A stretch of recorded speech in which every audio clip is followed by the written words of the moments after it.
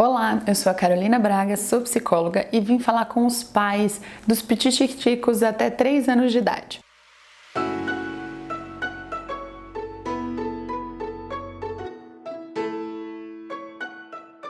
Muitas famílias me procuram e perguntam: Carol, o que é importante eu estimular antes dos 3 anos de idade, principalmente no primeiro ano de vida? A gente fica preocupado comprando aqueles brinquedos que brilham, fazem barulho, viram do avesso, ou ficam preocupados em colocar vídeos educativos para a criança ver desde cedo. Eu vim falar então um pouco para vocês que querem entender o que é importante nessa faixa etária. Uma pergunta comum é: as crianças de hoje nascem prontas? Porque elas sabem até passar os canais do YouTube. Será que elas são diferentes das outras? O que acontece? Ou a gente precisa estimular menos ou mais? Vocês já devem ter ouvido falar do filme Mowgli, não ouviram?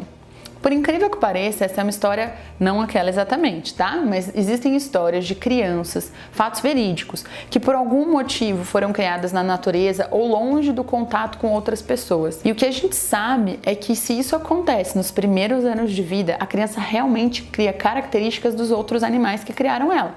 Por exemplo, crianças que são criadas com lobos, cachorros ou outros. E por que isso? Porque o nosso cérebro nasce pronto para aprender, mas a gente não nasce como ser humano, vamos dizer assim. Nosso cérebro nasce com os buraquinhos para a gente colocar experiências e essas experiências formarem quem a gente vai ser. Mas ele não nasce 100% pronto. Igual, sei lá, o patinho. Ele nasce, descobre que tem que seguir a mãe e não tem muito que evoluir daquilo. Ele vai aprendendo outras coisas, mas a gente não. A gente vai imitar quem estiver por perto.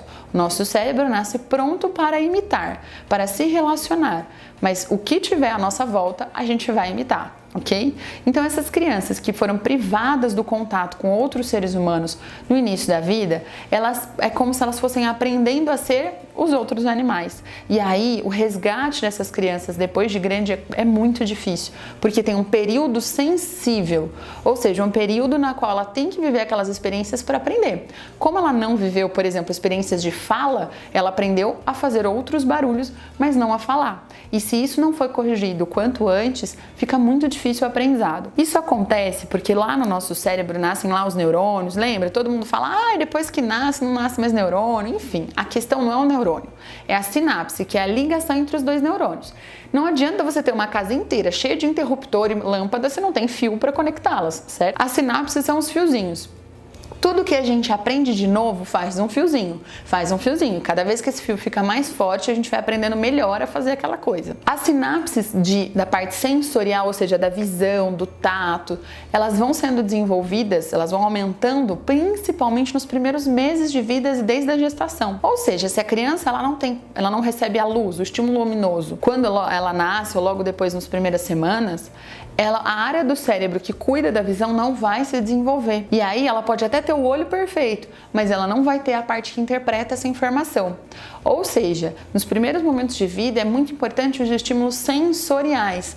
A voz, a visão, o toque, isso tudo vai fazendo novas sinapses acontecerem lá no cérebro e preparando ele para aprender outras coisas. Depois disso, as sinapses mais importantes são as da linguagem.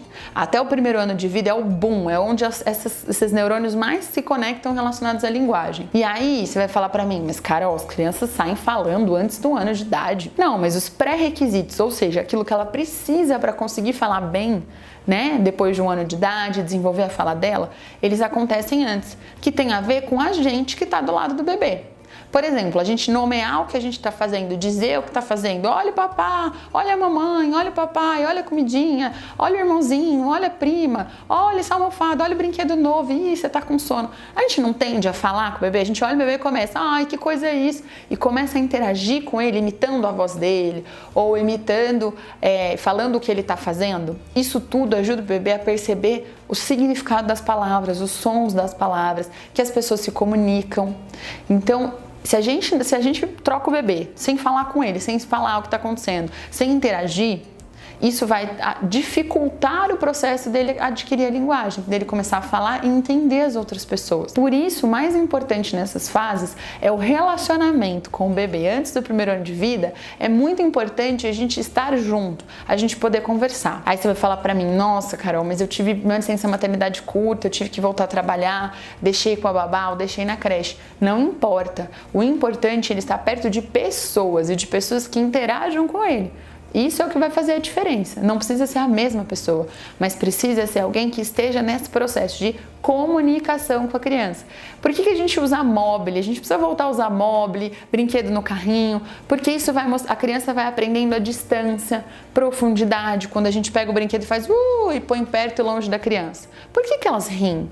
Porque elas estão descobrindo profundidade. No começo elas não conseguem entender que o mundo tem essa distância. Eles veem tudo como se fosse plano. E aí eles vão percebendo essa profundidade, as cores, as formas. Nessa idade é importante as texturas. Então, coisas de texturas diferentes da almofada, de um vidro de shampoo, obviamente, sem o shampoo e tampadinho, mas para ele perceber o tamanho, a dureza, a gente chama, né, do material, a consistência dele. Isso tudo vai formando sinapses que ajudam a criança a interpretar o mundo. Por isso a gente fala tanto daqueles tapetes sensoriais, que a gente põe pedaço de macarrão, pedaço de não sei o que, terra, outra coisa fofinha. Por quê? Quanto mais informações entrarem naquela cabecinha, melhor para o futuro dela. E não precisa ser informação dos vídeos educativos ou de brinquedos que fazem números, letras, cores. Não é essa informação que eles precisam quando são pequenininhos. É informação de diversidade, ou seja, quanto mais coisas diferentes eles tiverem acesso e diferentes de preferência simples, como eu falei, objetos, melhor para a gente colocar lá dentro novas sinapses. Os números vão vir depois. Por exemplo, funções cognitivas superiores que a gente chama, né, de atenção, de funções executivas, como a gente já vem conversando, elas vão se desenvolvendo por volta dos 3, o pico, né, das sinapses é por volta dos 3, 4 anos de idade. Então não adianta você estimular isso antes. O importante no começo da vida é isso, é a parte sensorial, é a comunicação, é sentir as coisas. Depois, é claro que você pode introduzir atividades que tenham uma pegada mais pedagógica. Mas o mais importante do que saber letra e número, porque a gente está meio viciado nisso, né? A gente quer que as crianças aprendam a ler com 4 anos de idade. A mais importante disso é a criança experimentar aqueles brinquedos de ação e reação, que ela joga a bolinha e o plano é inclinado e cai, que ela aperta e acontece alguma coisa, porque ela vai aprendendo que o movimento dela gera uma resposta. E que tipo de resposta vai gerar é o que o brinquedo vai mostrar para ela. Então, nessa faixa etária, quando ele já passou aí do primeiro ano de vida, 2, 3, é legal exatamente as coisas de encaixar, as coisas de apertar, as coisas de abrir e fechar, porque abrindo e fechando, e eles adoram nessa idade fazer isso 1,5 milhão de vezes, né? Você já não adianta. Quem tem criança pequena em casa sabe. O que mais ouve é de novo, de novo. Porque quanto mais eles vão vivendo aquilo, mais eles vão aprendendo. E nessa idade, eles precisam viver bastante essa percepção de ação e reação. Por isso é interessante brinquedo que tenha várias etapas. Sabe aqueles brinquedos meio multifatoriais? Que tem uma rampinha que desce, tem uma outra coisa que vira. Porque se vier muito pronto, você aperta um botão e tudo acontece, a criança não vai aprendendo as coisas que ela precisa aprender. Como eu falei, quando eu aperto isso, acontece aquilo. Quando eu faço isso, acontece aquilo. Que vai formar o raciocínio geral dela. É claro que pode ser muito bacana e ela pode se divertir muito com esses brinquedos mais mágicos, vamos dizer assim, com os vídeos e outras coisas. Mas o importante é você variar. Não adianta a gente dar só um estímulo, né? Eu comprei um brinquedo super caro que faz tudo sozinho.